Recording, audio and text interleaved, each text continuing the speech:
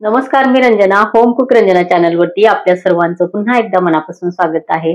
चला तर मग आजची रेसिपी नेमकी काय आहे ते बघूया. तर मंडळी, आज मी बनवणार आहे मांदेली फ्राय. तर बघा, मस्त ताजी मला मांदेली भेटलेली आहे. तर ही मी स्वच्छ कापून ह्याचे तोंड काढून टाकून पोटातली घाण काढून आणि व्यवस्थित ही मांदेली हळद, हिंग आणि मीठ, अर्धा लिंबू, मीठ अर्धा, एका लिंबाची अर्धी फोड बरोबर इथे घेतलेली आहे. जास्त प्रमाणामध्ये हे आहेत. तर ही पिळून आणि इथे अर्धा तास मी चांगलं असं बाजूला झाकून ठेवलेलं आहे. 1 टीस्पून मी घातलेला आहे आलं लसूण पेस्ट. आणि आता आपल्याला इथे घालायचा आहे रस्साभाजी मसाला. 1 टीस्पून मी घालणार आहे रस्साभाजीचा मसाला.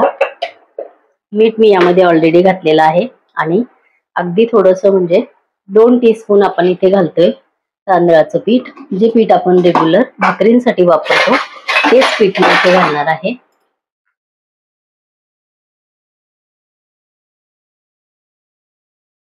व्यवस्थित आपल्याला हे मिक्स करायचं आहे. मीठ ऑलरेडी आपण आधी मिक्स केलेलं आहे त्याच्यामध्ये.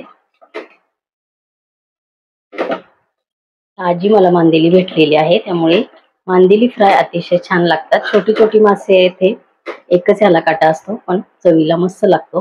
तेल गरम झालेलं आहे पॅन वरचं. 2 टीस्पून मी तेल घातलेलं आहे पॅन मध्ये. एक एक करून आपल्याला याच्यात मांदेली सोडायची आहे. जेवढे बसतील पॅन मध्ये तेवढे मांदेली आपल्याला सोडायचे आहे. माशांमध्ये मात्र आंबट घालायला विसरू नका. लिंबू मी इथे पिळलेला आहे. तुम्ही सुद्धा लिंबू नसेल तर तुम्ही कोकमचा सुद्धा, कोकम आगळ असतं, कोकम आगळाचा सुद्धा वापर करू शकता. तर बघा, पॅन मध्ये सुटसुटीत बसतील एवढे मी मांदेली याच्यामध्ये घातलेले आहे. मंडळी, हे बघा, 1 मिनिट भर झालं की आपल्याला हे उलट्या करून टाकायचे आहे. तर ह्या पद्धतीने आपल्याला दुसरी बाजू मांदेलीची व्यवस्थित इथे तव्यावरती फ्राय करून घ्यायचे आहे. जास्त तेल आपण इथे वापरलेलं नाही. पद्धतीने आपली मांदेली फ्राय इथे तयार झालेली आहे. आजची मांदेली फ्रायची रेसिपी तुम्हाला आवडली असेल तर इतरांना शेअर करा. या पद्धतीने मांदेली नक्की करून बघा.